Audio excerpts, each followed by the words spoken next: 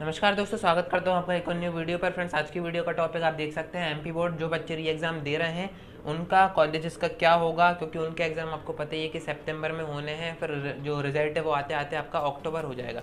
तो क्या इतने दिनों बाद जो कॉलेजेस की सीट वैकेंट रहेंगी, तो यही आपके मन में भी क्वेश्चन होगा कि हम इतनी देरी बाद एग्ज़ाम देंगे, हम सितंबर में एग्ज़ाम देंगे, जबकि एडमिशन आपको पता ही है कि जैसे ही हमारा जो रिज़ल्ट आया था उसके बाद से एडमिशन हमारे स्टार्ट हो गए हैं। पर हम एग्ज़ाम देंगे सितंबर में, हमारा रिज़ल्ट आएगा अक्टूबर तक ही आएगा, 1 महीना तो चाहिए ही। तो क्या हमारा क्या होगा, हम किस तरीके से एडमिशन करवा पाएंगे? तो इस जो टॉपिक है इसको हमने 2 पार्ट्स में डिवाइड करा हुआ है। हम 2 तरह के स्टूडेंट्स के बारे में बात करेंगे।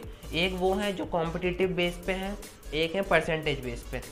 अब बात मैं आपको समझाऊँ। देखिए, कॉम्पिटिटिव बेस पे मैं उन स्टूडेंट्स को कह रहा हूँ जो कि अपने जेई और नीट पर ध्यान दे रहे हैं। देखिए, अगर आप कॉम्पिटिटिव एग्ज़ाम आप दे रहे हैं तो कुछ परसेंटेज का क्राइटेरिया रहता है, वो आपको उसमें आप आना चाहिए, तभी आप ये जो एग्ज़ाम है इनमें आप बैठ पाते हैं। तो कुछ बच्चे ऐसे हैं हमारे जो कि री एग्ज़ाम उस चक्कर में ही दे रहे हैं ताकि उनका जो परसेंटेज है वो इतना हो जाए कि वो इन एग्ज़ाम में बैठ पाए।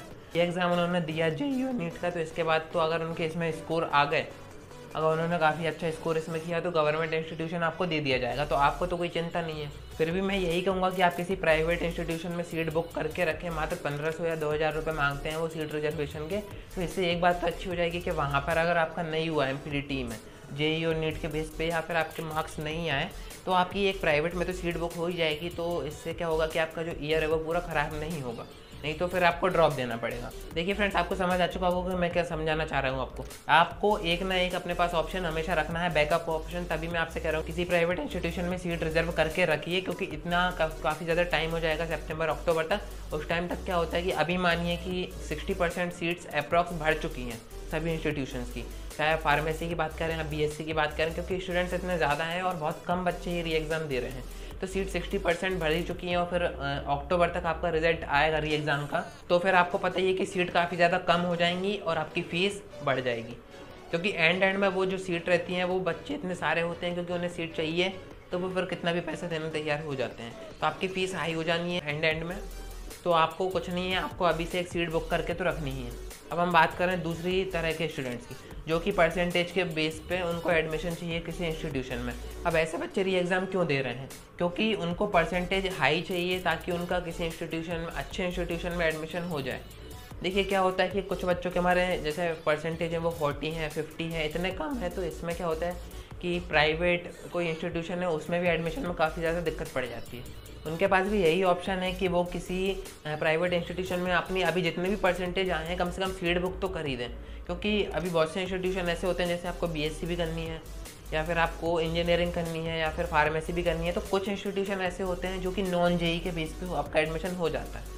वहाँ पे आपको किसी कॉम्पिटिटिव एग्ज़ाम की ज़रूरत नहीं है, वहाँ पे डायरेक्ट आपको रजिस्ट्रेशन करवाना होता है और आपका एडमिशन वहाँ पे हो जाता है। तो आप भी कहीं ना कहीं प्राइवेट इंस्टीट्यूशन में आप सीट बुक करके रखिए तो सही।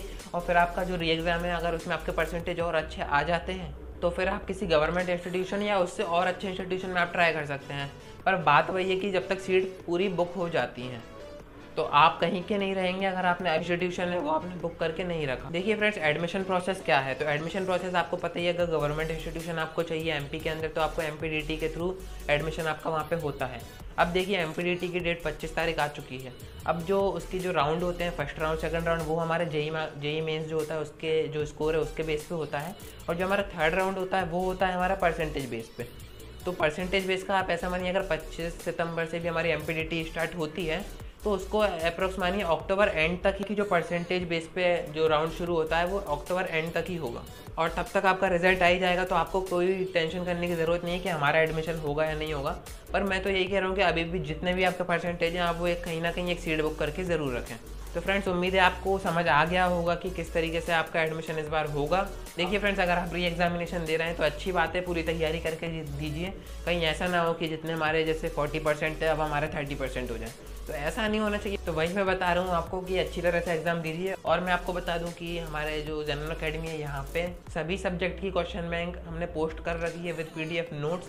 तो आप वहाँ से जाके भी पढ़ाई कर सकते हैं और वहीं से एग्ज़ाम आएगा, यहाँ तक मेरे को पता है कि जो रिड्यूस हुआ था हमारा वो रिड्यूस ही रहेगा, और जो सिलेबस हमें एग्ज़ाम में वाकई आना था वही हमारा अभी आएगा। तो ठीक है फ्रेंड्स, आज की वीडियो में इतना ही। सावधान रहें, सतर्क रहें और देखते रहें जनरल अकेडमी, क्योंकि यहाँ पे हम आपको सारी अपडेट्स ऑन टाइम देते रहते हैं।